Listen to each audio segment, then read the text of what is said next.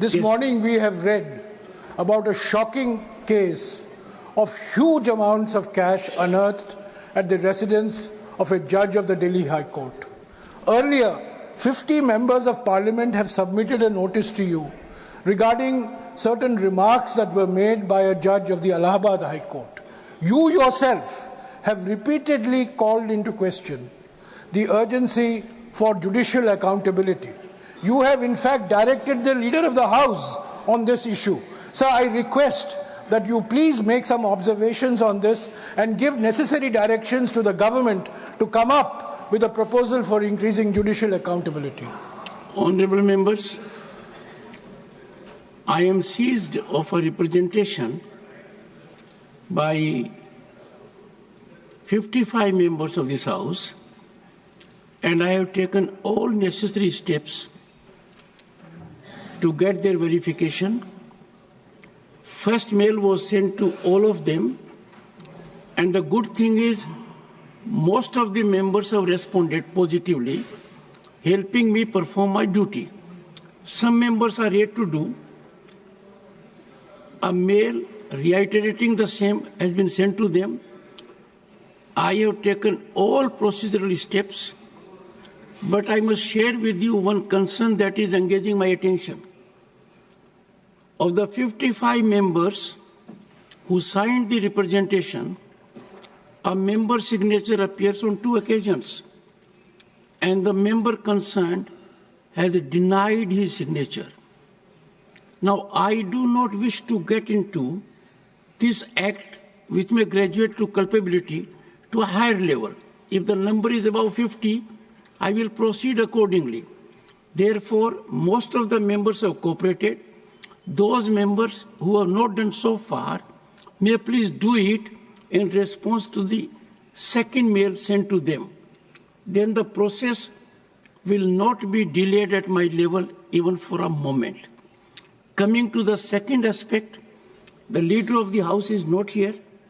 I had the occasion to reflect in a very focused manner that what appears in the Indian Constitution has to emanate first from our founding fathers, and then any change effected whatsoever has to be sanctified by the Parliament, and in some cases by 50% of state legislatures, and then finally it gets constitutional sanction with the Honourable President signing it under Article 111. And therefore I had pleaded with the Leader of the House that the House needs to know that Constitution, which according to this directive holds the field today. You all will recollect if the mechanism which was passed by this House with near unanimity, with no dissension, only one abstention in Rajya Sabha, all political parties conversing, going in for the initiative of the government.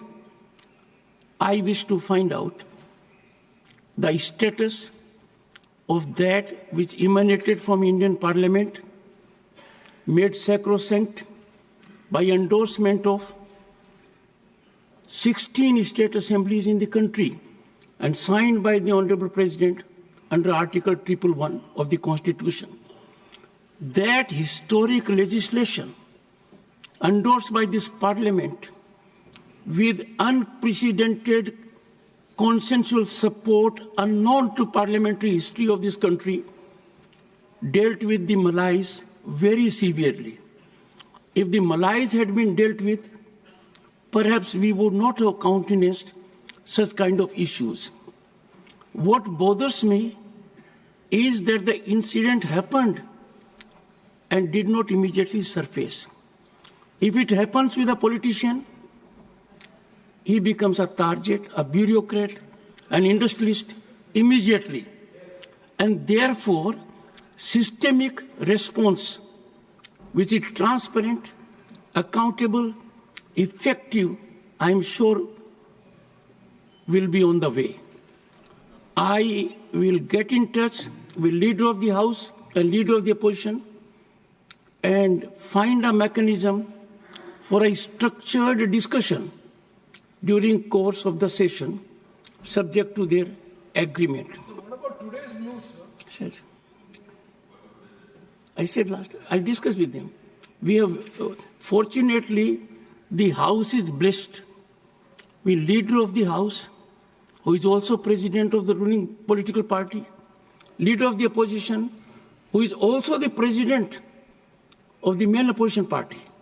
So with these two very distinguished people being present in the House, I am sure their counsel and others will also come, and then I'll discuss some structured discussion.